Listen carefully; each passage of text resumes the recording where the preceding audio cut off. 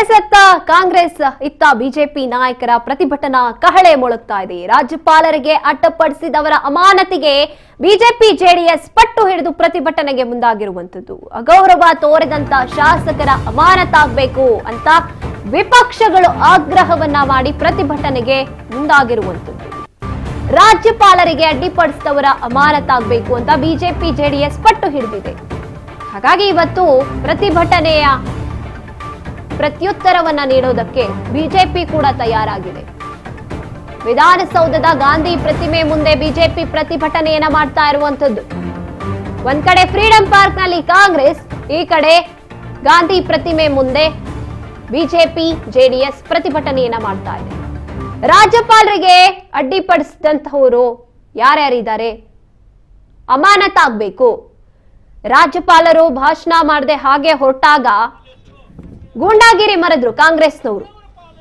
ಇನ್ನು ಆ ಒಂದು ರಾಜ್ಯಪಾಲರಿಗೆ ಕೊಟ್ಟಂತಹ ಪತ್ರ ಏನಿತ್ತು ಅಂದ್ರೆ ಭಾಷಣ, ಅದರಲ್ಲಿ ನರೇಗಾ ಹೆಸರು ಬದಲಾವಣೆ ಆದಂತಹ ವಿಚಾರ, ವಿಬಿಜಿ ರಾಮ್ಜಿ ಹೆಸರಿತ್ತಲ್ವಾ, ಅದನ್ನ ಕೆಟ್ಟದಾಗಿ ಅಂದ್ರೆ ಬೇರೆ ರೀತಿಯಾಗಿ ಬಿಂಬಿಸೋದಕ್ಕೆ ಭಾಷಣವನ್ನ ತಯಾರು ಮಾಡಿದ್ರು.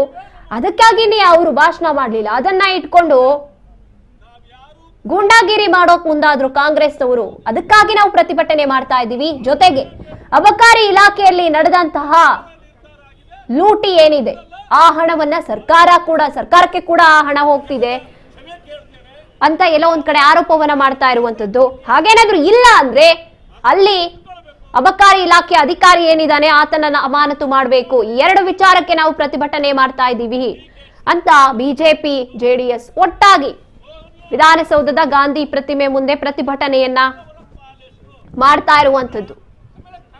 ಇದು ಪ್ರತಿಭಟನೆಯ ಪ್ರತ್ಯುತ್ತರ ಎರಡೂ ಕಡೆ ಇರುವಂತದ್ದು. ಒಂದ್ ಕಡೆ ಫ್ರೀಡಂ ಪಾರ್ಕ್, ಇನ್ನೊಂದ್ ಕಡೆ ವಿಧಾನಸೌಧದ ಗಾಂಧಿ ಪ್ರತಿಮೆ ಪ್ರತಿಭಟನೆಗಳಿಗೆ ಸಾಕ್ಷಿಯಾಗಿದೆ ಇವತ್ತು.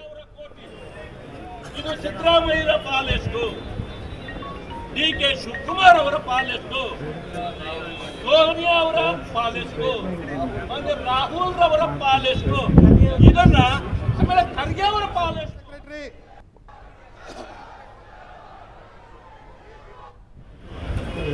ಈಗಾಗಲೇ ನಮ್ಮ ಹೋರಾಟ ಪ್ರಾರಂಭ ಆಗಿದೆ.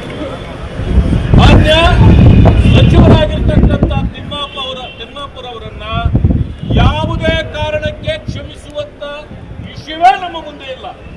ಅವರು ರಾಜೀನಾಮೆ ಕೊಡದೆ ನಾವ್ಯಾರೂ ಕೂಡ ಈ ಸದನ ಬಿಟ್ಟು ಇವತ್ತು ಹೊರಗಡೆ ಹೋಗೋದೇ ಇಲ್ಲ. ತಲೆದಂಡ ಆಗಲೇಬೇಕು ಅನ್ನೋದು. ಪಂಚಾಯಿತಿ ಹಕ್ಕನ್ನು ಕಿತ್ಕೊಳ್ತಾ ಇದ್ದೀರಿ.